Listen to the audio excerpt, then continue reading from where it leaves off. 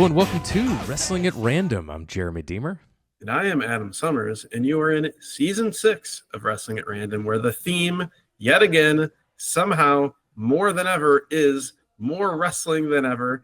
We said that in Season 5. We said it throughout Season 6, but it bears repeating because we have, I believe, around double the amount of wrestling that we had in the randomizer last season, which was already insane. It was already over 30,000 hours of professional wrestling. We're now up to around 60,000 hours of professional wrestling in the randomizer and counting. This week's show, it's a little weird, not because the territory is some far-flung thing, but when we started this show in 2020, we said, well, it's got to be at least 10 years old. Now we are getting into shows that would not have been eligible for the podcast when we first started recording. We've had a few of those, but I believe this is the most recent show in Wrestling at Random, at least free feed history. It is an episode of NXT television, WWE NXT television, I guess airing on the WWE network from November 13th, 2014. Jeremy, this might also be the first show that happened in real time after you and I met in person finally.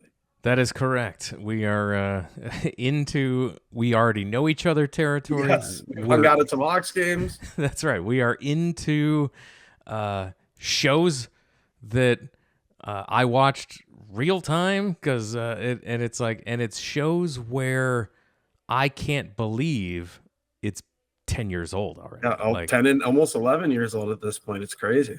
Yeah, it's crazy to think that this show, WWE NXT, from November 13th, 2014, is even eligible to be in the randomizer. That's 100% my point. The idea that NXT, and we're not talking like obstacle course NXT, but actual NXT prime era NXT. The black and gold prime era. Gold, leading into, or maybe already in, I can't remember, the takeover era. We should have some NXT takeovers eligible for the randomizer at some point as well, which will be tremendous to be able to watch.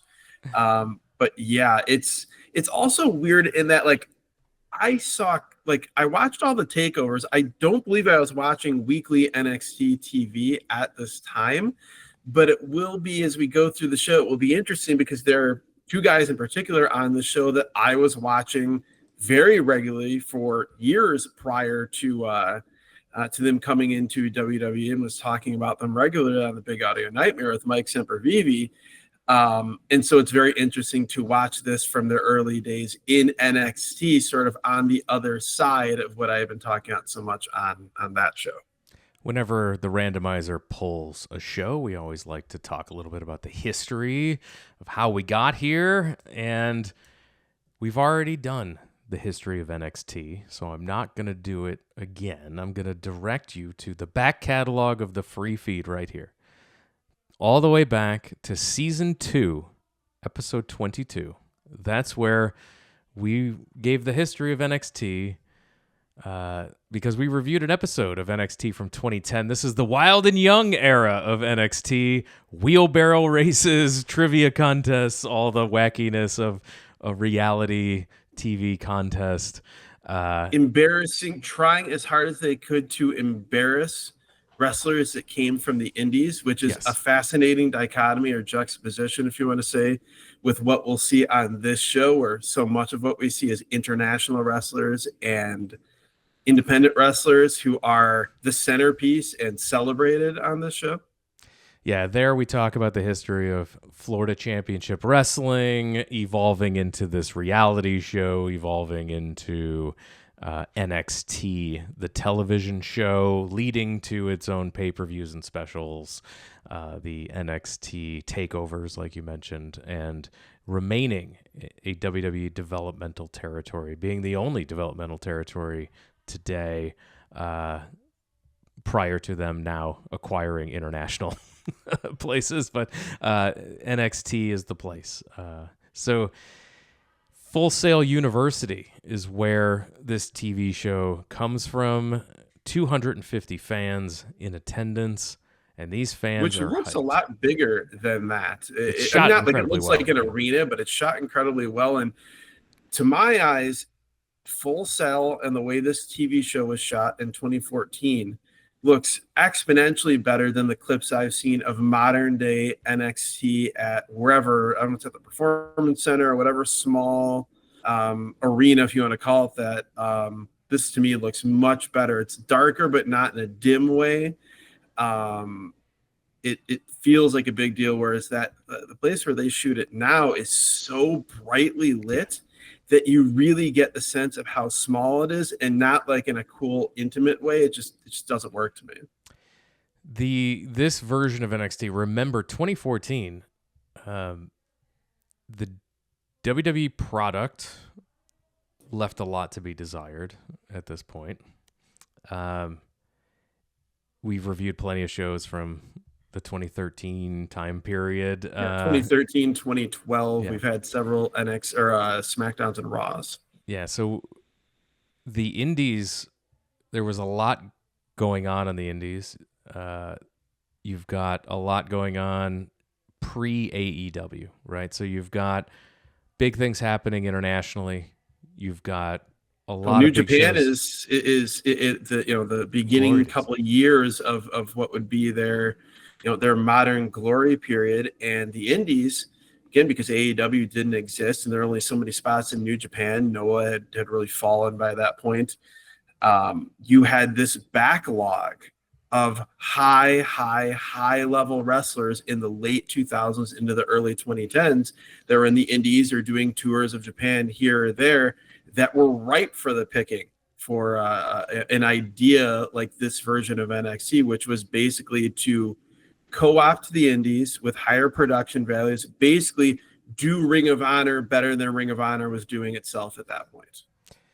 Absolutely, and this was it was one of my favorite things right now. Like the black and gold era of NXT had a really great run and of really great shows. Their big shows, especially these takeovers, were sometimes the takeovers on WrestleMania weekends outshined anything you saw on WrestleMania. Quite often. And it was a whenever it came to town, it was a big deal. And we'll talk a little bit about it here in a minute when it came to Chicago for the first time. It was the only real era of a WWE produced product that I enjoyed and went out of my way to watch, as time went along. Like I said, watched all the takeovers, went to the shows that came to Chicago.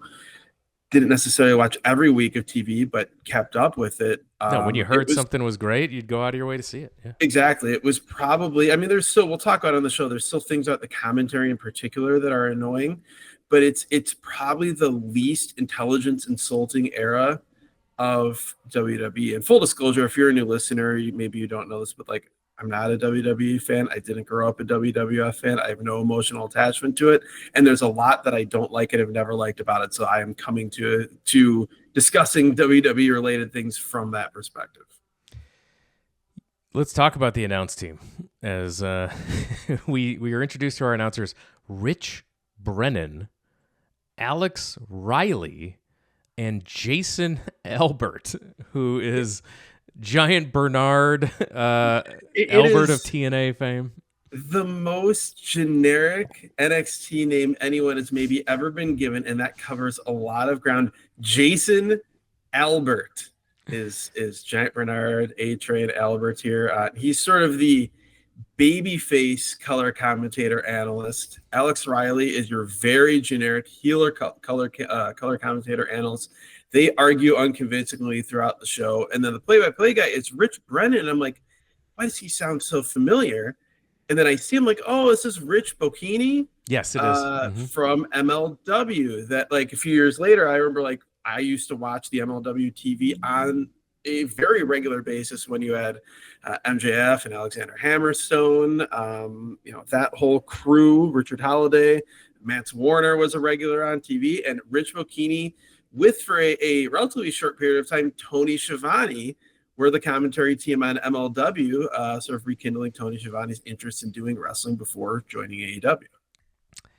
Alex Riley was just a load of mid-card guy for just a guy for a long time. This is the prototypical guy they were looking for.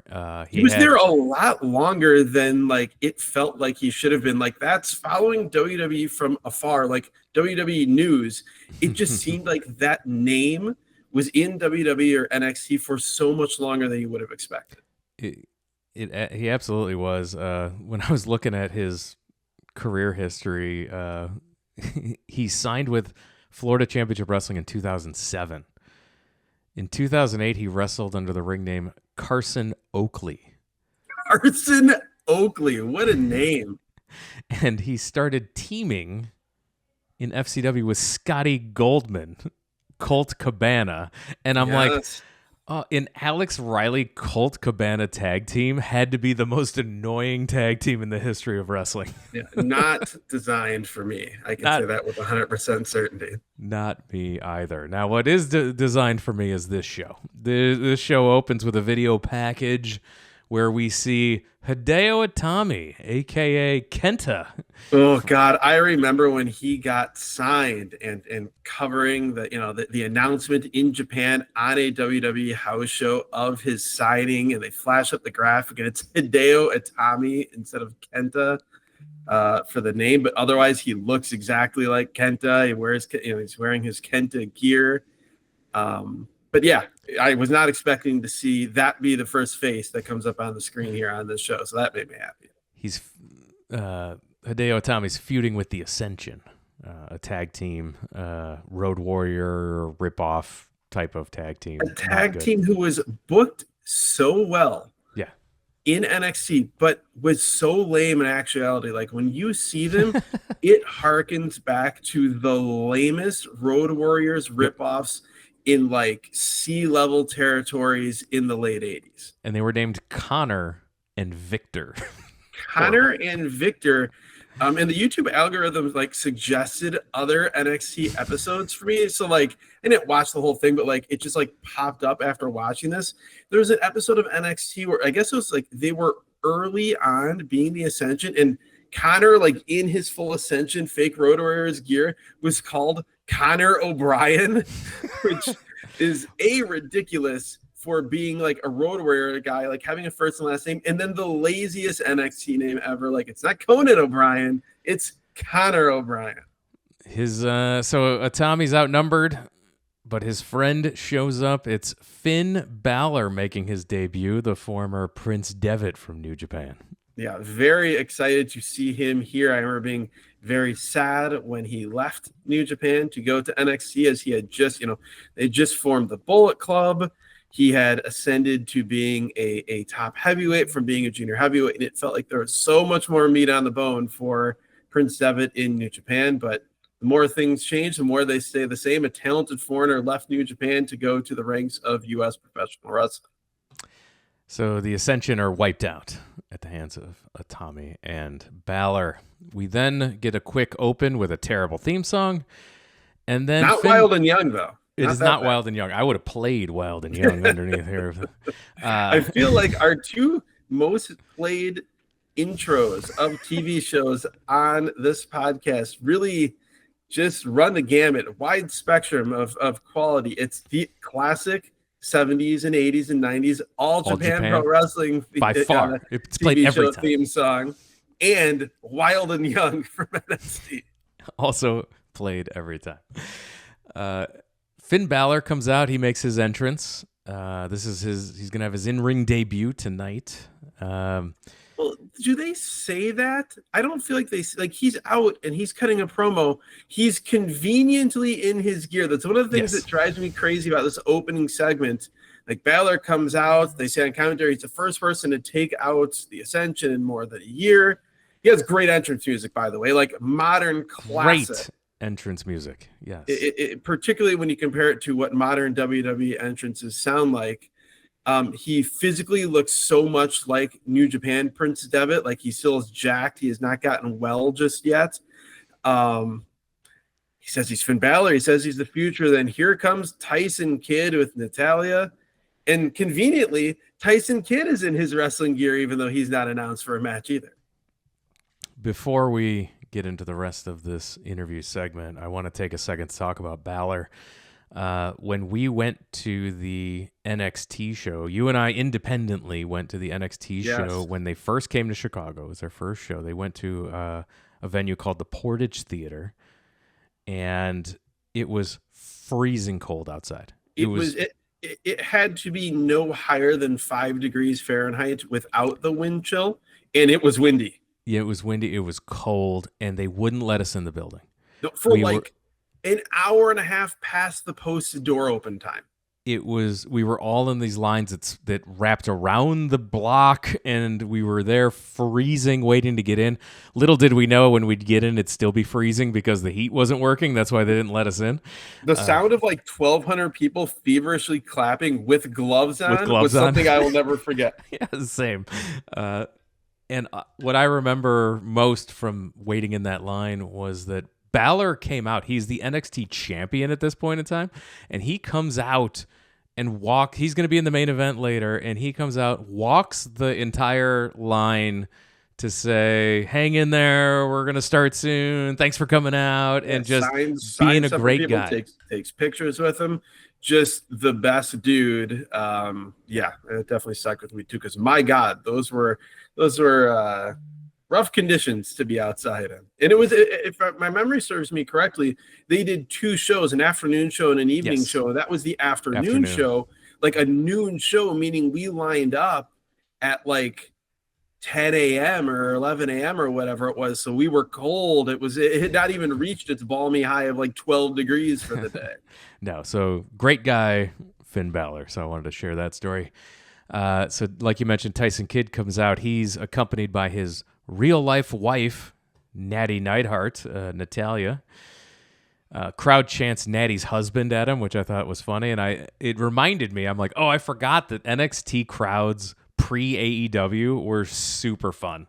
And they were fun, super very smart. Yeah. The best way you could describe them is nerds pretending to be ECW arena fans.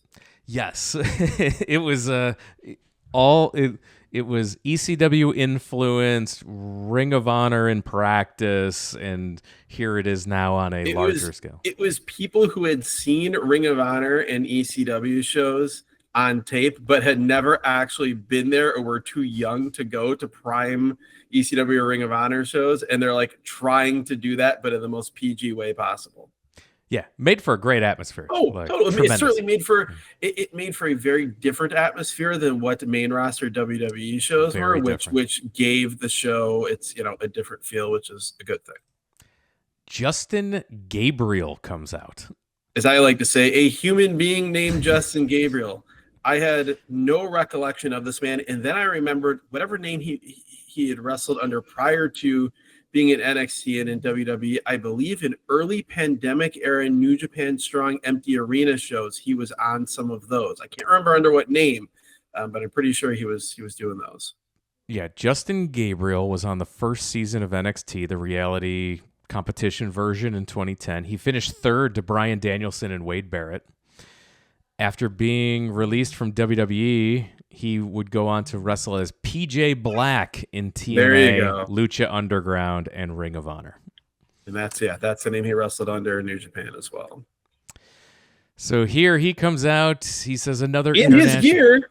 Shockingly, he's in his gear. Another international superstar has arrived who thinks he's a tough guy. Sorry, you're going to have to get through us. And we get loud, "Who are you?" chants at Gabriel, channeling Adam Summers. Yes, totally valid. And it looks like it's going to be a 2-on-1, so Hideo Itami comes out to repay the favor from last week. He comes out and in his gear.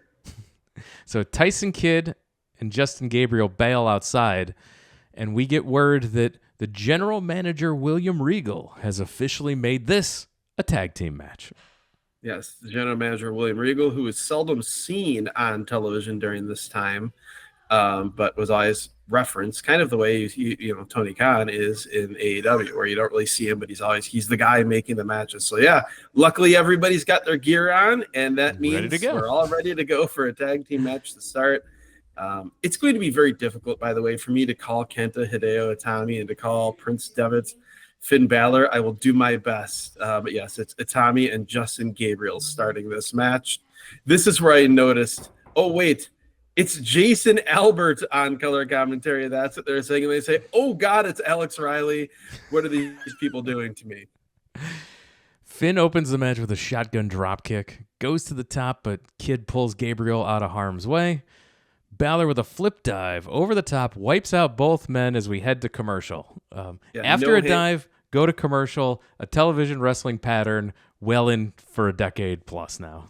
Yeah, WWE, everyone else has adopted it since then. It was a great no-hand somersault plancha. We had on commentary, Alex Riley was the voice of Vince McMahon, or maybe the voice of Triple H here, basically, as Jason Albert is talking on how Finn Balor came up in Japan in the New Japan Dojo, and Riley's basically like, nope, doesn't matter. It means nothing because he's here in WWE. Tommy works over Gabriel. Balor in. He sends Gabriel to the corner. We get a reversal. Balor hits the buckles as Gabriel charges in. Balor gracefully jumps over the top rope to the apron, kicks Tyson Kidd in the face on the apron, but this allows Gabriel to hit a drop kick from inside the ring, knocking Balor off the apron to the floor. We also had on commentary, like, it's this weird thing throughout the show where NXT it's some WWE trainees from the Performance Center. It's a lot of indie guys. It's a lot of guys who made their names in Japan.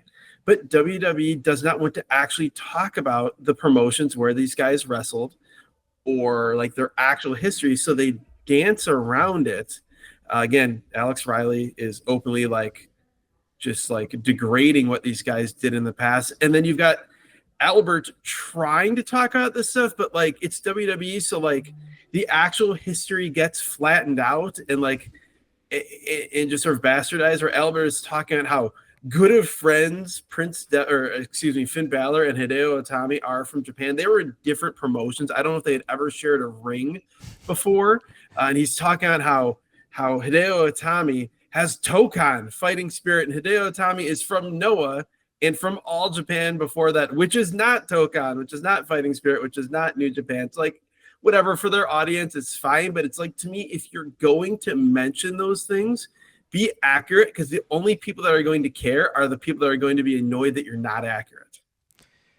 Back in the ring, they keep the heat on Balor, throwing kicks, double teaming him in the corner.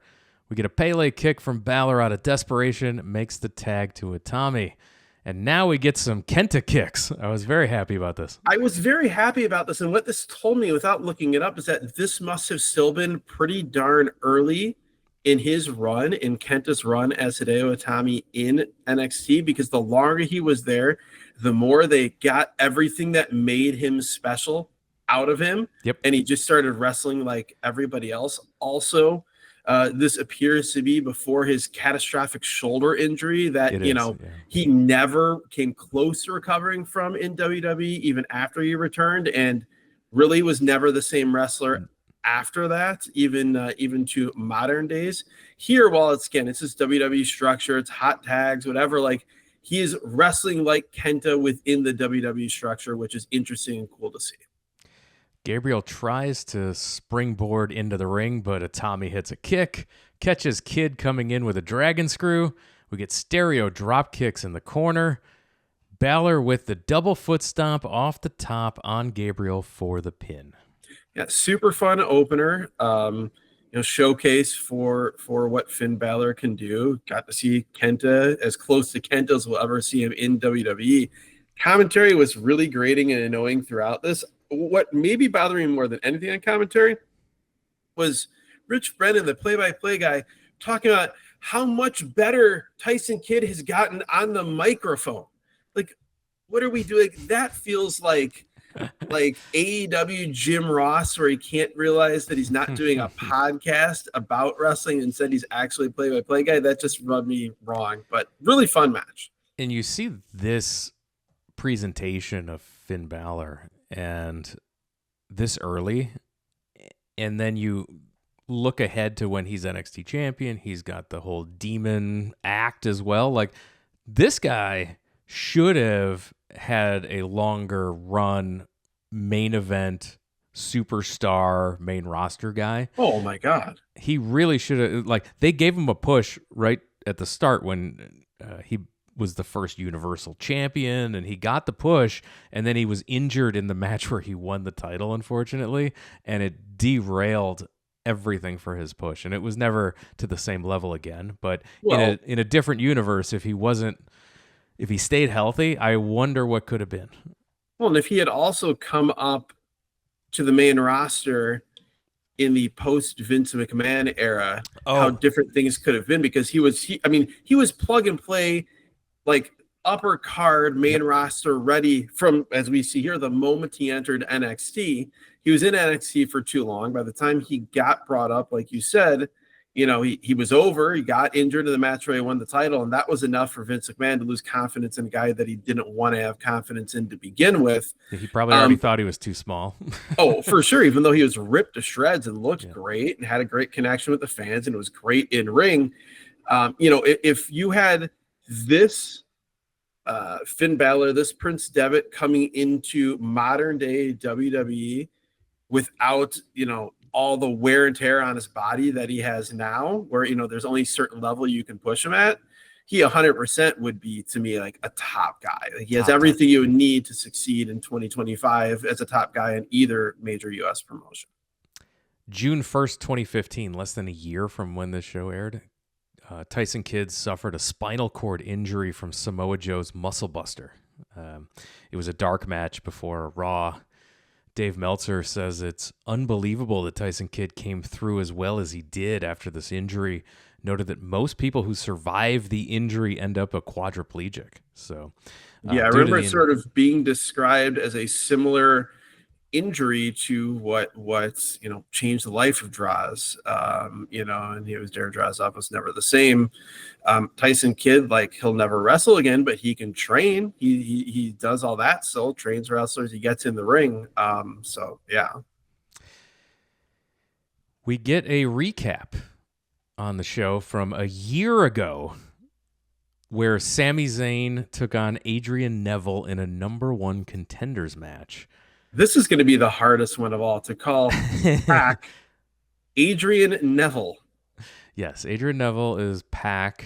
Sami Zayn, of course, was El Generico for a long time. Sami Zayn wrestled as El Generico in promotions all over the world, most notably in the U.S., working for Chikara, Pro Wrestling Guerrilla, and Ring of Honor before signing with the WWE in January of 2013. He immediately debuted in NXT a month later in February of 2013. So here we're seeing it. Sami Zayn's already been in NXT for a full year. So has Adrian Neville. So Pac and these guys have been in there already for a full year. They were so ready to be guys on a much larger scale. But it's funny, we talk about the backlog in the indies of so many guys that were stuck in the indies for so long because there was nowhere to wrestle because WWE wasn't going to sign. They just kept getting better and better and better. And then they get to WWE via NXT, and then the same thing happens where they're just doing NXT over and over again, even though they're so clearly ready for the biggest possible spotlight. So Neville won that number 1 contenders match a year ago with the red arrow. They hug post-match, letting you know that they were longtime friends with a lot of respect. We get a generic backstage interviewer, of which there have been dozens in the history of NXT. Devin? Did I pick that? Devin? This is again, I've used this several times. If there's a Todd Grisham Phillips situation, this is certainly one of them. No idea who this person is. Again, it didn't even matter because these interviews, all they would say is, please welcome my guest at this time. And then the person comes in, the promo ends, and then we get a Days of Our Lives type fade out of them looking at the camera for 2 seconds. Sami Zayn basically says nothing. He's a nice guy. Adrian Neville's a nice guy. They're going to have a nice guy match. We go to the ring. Alexa Bliss taking on Sasha Banks, who's accompanied by Becky Lynch in, quote, Divas action. So we are still not quite out of the Divas era yet. It always takes me aback how long they went on with calling women's wrestling Divas wrestling, calling it the Divas division. It always feels like something that ended in the mid-2000s, but here in NXT in the mid-2010s, it is still in existence. You got it wrong, though. You said this was Alexa Bliss. You're incorrect. This is the Sovereign of Sparkle, Alexa Bliss. Like, how many consultants and writers did it take to Oh, come up with that horrendous name? What does it mean? The Sovereign of Sparkle.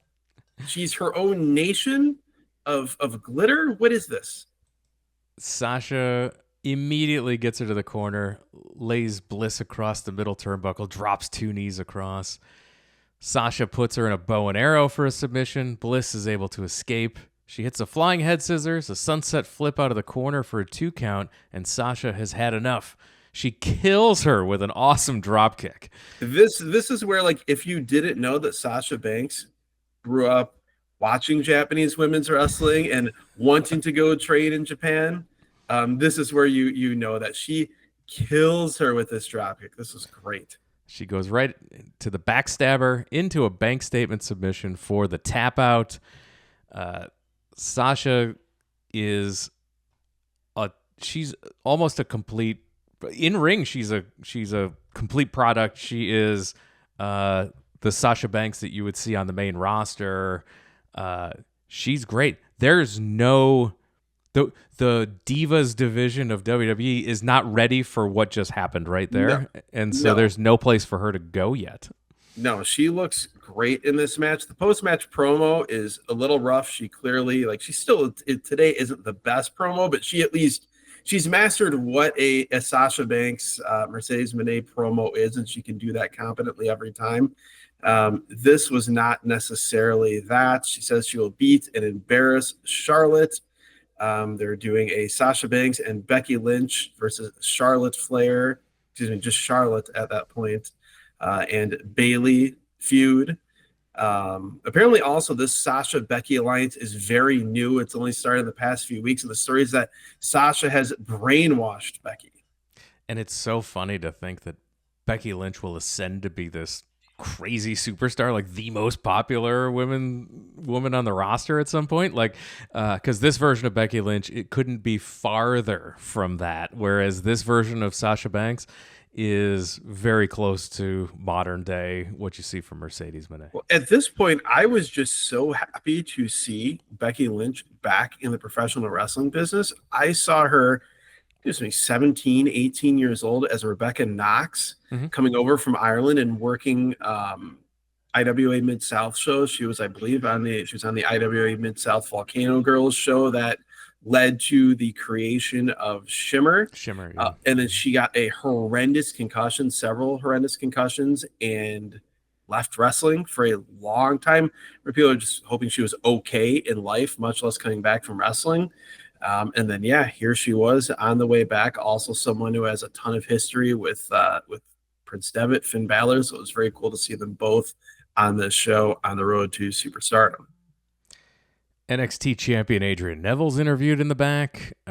Talks about how Sammy's a good friend of his, but he can't win the big one. Sammy can never win the big one, and again, he's going to leave disappointed tonight. So yeah, that's the story going into that match, into the main event of this show, is that Sami Zayn can never win the big one in NXT, and they do a really good job of planting the seeds here. Where, like, Sammy's promo was like, total good guy, we're friends, we're gonna have a good guy friendly match, and may the best man win. And that's like 90% of what Adrian Neville is doing here. But there's the other 10% where he's, saying Sammy can't win the big one and nothing's going to be different here. So you get the sense they're operating on two slightly different planes going into this main event. The next match is the Lucha Dragons, your NXT Tag Team Champions, coming out. It's a team of Kalisto and not Mystico Sin Cara. Yeah, it was this just is the Hunico varietal. This is Hunico Cinta de Oro. This is not Mystico. This is a man who is much more fit for the role of lower mid-card luchador in the WWE than Mystico, one of the biggest stars of the last 25 years in all of professional wrestling, was for the role that they had planned for him.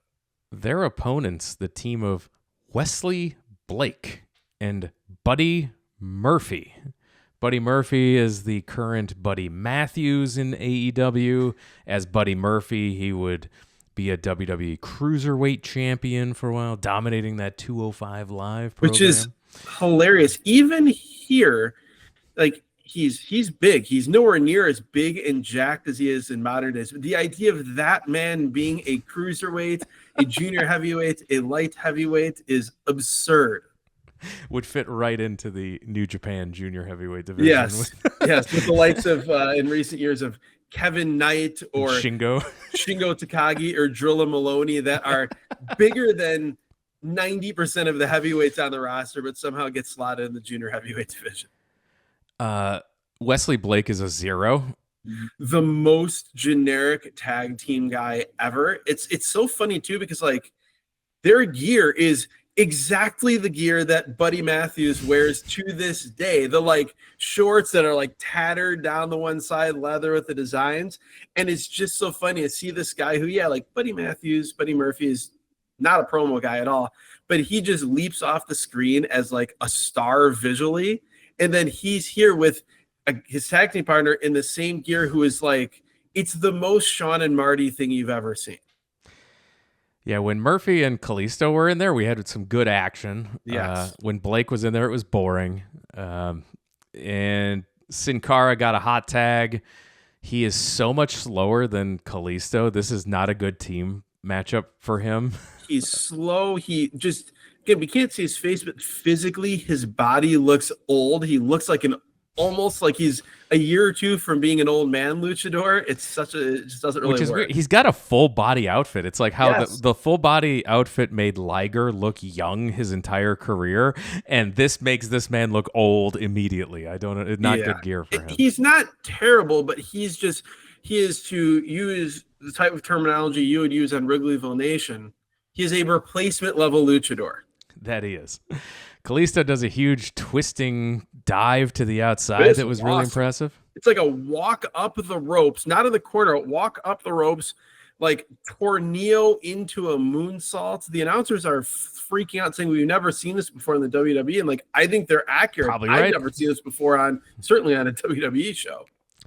At the same time, Sin Cara hits a diving senton off the top to get the pin. Tag team champions are your winners. In the back, the Vaudevillains are interviewed. When they come in, the screen turns black and white. They're your number one contenders for the tag team titles. This is Aiden English from Matt Raywalt, who did some play-by-play for New Japan in the U.S. TNA. He's done some TNA. He's most notable in my life as the guy I saw 6 months ago shopping at the Aldi in North Suburban Chicago. He was born to be Aiden English. He was meant to play this character in his life, whereas Simon Gotch is just a guy playing this character.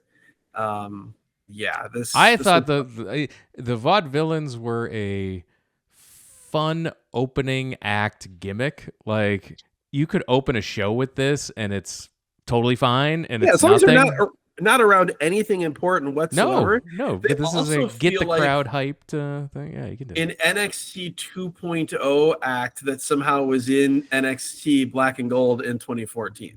They did say, quote, keep your gold shined and your leather oiled, which I appreciated in the promo. They said they're going to, the belts will leave the children and come home to the men. And we go to our main event for the NXT Championship. The challenger, Sami Zayn, taking on the champion, Adrian Neville. Sami comes out and is loved. He's loved everywhere he's gone, always, every time. He is, you can make the argument that he's the best. Again, like I haven't seen, honestly, any of his main roster WWE run where I know he's been both a heel and a babyface, so I have no idea how he is as a heel. He is probably the best pure babyface of like the post of like from like the early 2000s on. Like you think back to him in NXT, or excuse me, in Ring of Honor and in the Indies in Japan, like a guy who while wearing a mask was so great at getting over emotion and expression just through his body. We talk about Liger, we talk about Starlight Kid as people who are great at that. He absolutely belonged in that same belongs in that same discussion. The idea of him being an unmasked wrestler going into NXT seems like such a crazy idea. but he pulled it off so well. It's so interesting though when he comes out here and his music hits, he's El Generico just without the mask. Like there's nothing different about babyface Sami Zayn in NXT from El Generico other than the fact that he doesn't have a mask. So in this match, Neville was such a great subtle heel from the start of this match. It makes the finish make a ton of sense later. So it's fun to watch the little heel subtleties along the way. He reminded me a lot of Bret Hart in those matches where it'd be babyface, and Bret would play the subtle heel throughout, sometimes go full heel at the end or sometimes not. Really, really impressive stuff. And whoever helped, we'll talk as we go through, whoever, whether it was these guys, whether it was an agent, whoever laid this match out, the run up to it and the match itself deserves a lot of credit. This was just smart the whole way through. Sami in control early. Neville misses a drop kick. Sami hits one of his own, teases a dive, but flips off the top rope back into the ring. Loud ole, ole chants from the crowd for Sami. That made me very happy. Again, going back to remembering doing those chants at IWA and Ring of Honor shows with El Generico back in the day. Neville takes over with big kicks. We get a commercial break. After commercial, running uppercut to the corner by Neville. Neville puts on a chin lock. We get loud "both these guys" chants as with the action slows down with the long chin lock. Both these guys chants during a chin lock is certainly interesting. There was also, I had to rewind a couple of times. I don't understand what this was. On commentary, they are saying that for a period of time, Sami Zayn was referring to himself as the Count of Monte Cristo. I could not figure this out. I could not find any information about this. Again, I rewound several times to make sure I heard this correctly. If there's anyone out there in the listening audience that knows what this is referring to, please tell us, because this is bothering me greatly. Both these guys' chants get drowned out by loud Sami chants. Everyone's here for Sami. He gets to his feet, but Neville just yanks him down by the head, keeping on this chin lock. Like it's the old 60s. You'd usually see a hair pull to do this, but he just yanks him down. That's what my notes say. Like, this isn't the 70s, so it's not a hair pull takedown to get the ire of the crowd. It's just an aggressive yank down by the head. Sami stirring, fights out with gut shots. We get yet another soul butt, that spinning kick to the stomach. That is the crutch move throughout this match of Adrian Neville. Like, he is very, very, very good already. In 2014, he had done obviously all the indies. He had done New Japan. He had done Ring of Honor. He had done Dragon Gate. Like, he's a far more finished product than the 2007, I believe it was, version we saw wrestling Bryan Danielson in the bonus feed during that Bryan Danielson curated list that we had at patreon.com/wrestling at random. But there are still a few moments in this match where you can see he's not quite the 100% finished product that he is now in modern times, where he's one of the best wrestlers in the world. And in modern times, a surprisingly awesome promo. Like, yes, such a good promo. A guy you never would have thought would become a great, intimidating promo. Like here, like he doesn't look as much of a child as he did in 2007, but there's nothing about him that seems imposing or intimidating. You think about him and his AEW run, and couldn't be more different. Sami fires back with clotheslines Neville over the top to the floor. This time, Sami does his huge flip dive over the top, wiping him out on the floor. Loud NXT chants. Also interesting, loud NXT chants. Loud, this was awesome chants, but it also was another tell of how NXT, well, yes, it was still a WWE product. It wasn't quite as tightly regulated, if you want to say, for lack of a better term, by agents, by Vince McMahon. Here, Sami Zayn hits the exact same no-hand somersault dive that Finn Balor hit earlier on the same show. You would never in this era of WWE main roster see a guy hit the same dive on the same show less than an hour later. Back inside the ring, Sami to the top, hits a crossbody off the top, but Neville catches him and hits knees to the stomach as he's falling down. This was weird. This was it was really smart, but it wasn't visually clear. It was shot poorly. It for was what they did. shot poorly, and it was also like, if you're going to do this, for it to like register, Neville needed to like fall to his back, like basically Yes. take a back bump while Sami Zayn was trying this crossbody, not a splash, but a crossbody. But like in that moment, then Zayn falls onto the knees of Neville on his back. The way this happened, to me, like it just looked like Zayn hit a crossbody and somehow hurt himself. It was very confusing.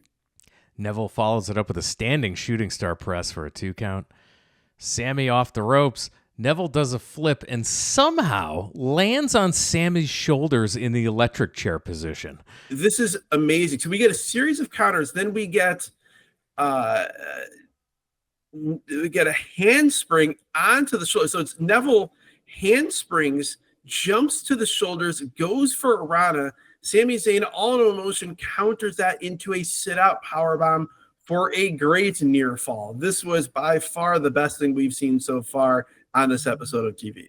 Yeah, what a great counter sequence into a spectacular move. The crowd chants that was 3. We get more Sami chants. Neville hits some big kicks. He misses one, and Sami hits rolling German suplexes. He hits a half Nelson suplex, and Neville does a complete flip. Sami goes for the cover. Another good near fall here. Again, like these are moves you would not see on main roster WWE at all. Half Nelson suplex, that crazy counter sequence.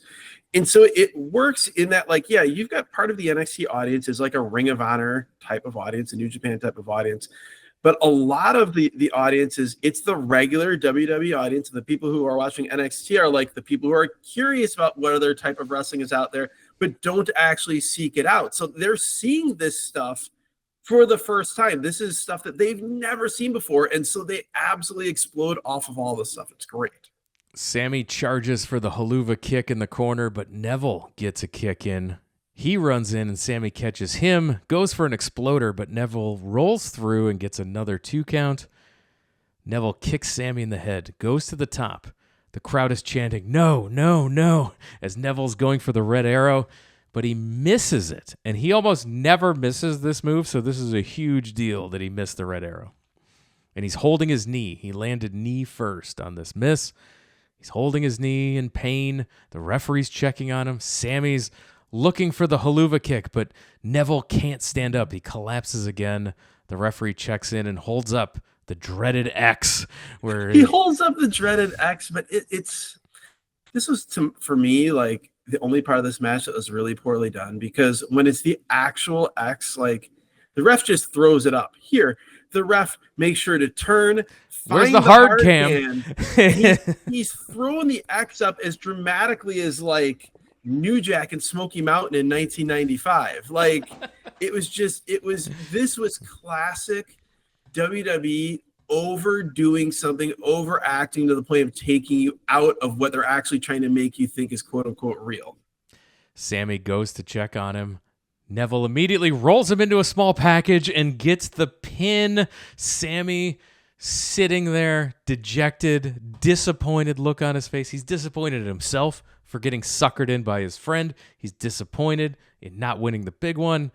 And Neville gives him this condescending pat on the back, and I laughed so hard. So great. I'm like, what great stuff here. And then we see Sami's face. We get a close-up on his disappointed face, as in the background we see them continuing to work on the leg of Neville as the show goes off the air. This was a tremendous finish. It was a tremendous finish. It was a great match. The finish worked for the match and also worked for the story that they were telling. And I also liked, again, like we talk about how, like, with, him aggressively pulling Sami Zayn down, but not by the hair. Like, this was the classic guy fakes the knee injury and then gets the win spot. But he wasn't faking the injury. His knee was hurt in storyline, but he had enough wherewithal to go for the inside cradle and basically take advantage of his friend's good-heartedness, and then sort of mocked him after it. So it was a little bit more nuanced than the normal way of doing it. Came off great. Tremendous way to end a really fun episode of TV. A really great job of Neville, like I mentioned the whole way, doing those subtle heel things, yanking him down in the thing, being extra aggressive, doing these things was setting it up all for that finish, and the pat on the back just putting it over the top for me. I was howling with laughter. So the show goes off. This is a really fun show. December 11th, Sami Zayn defeated Neville to win the NXT Championship at that TakeOver event. I remember watching that live. He would hold that title for 62 days before losing it to another longtime friend, Kevin Owens, the former Kevin Steen. And Zayn would be called up. May 4th, 2015 is when he was called up to the main roster. So like 2 years in NXT, 2+ years. He comes up for his debut match against John Cena, and he injures himself, and he injures himself.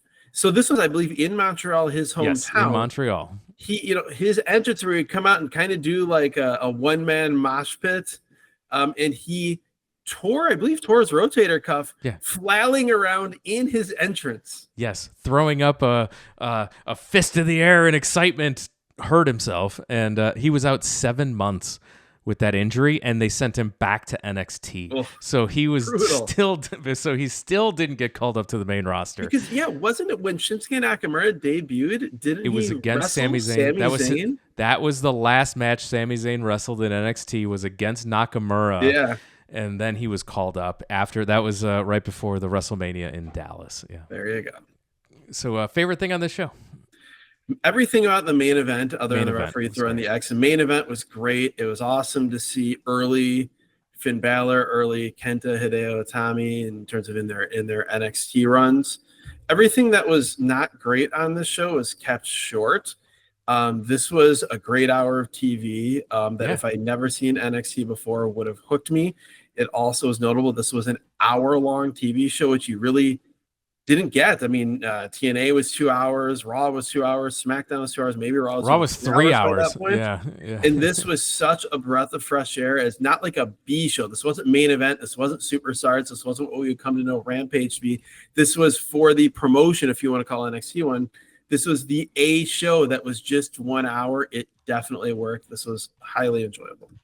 Yeah, I think worst thing on the show for me was Wesley Blake.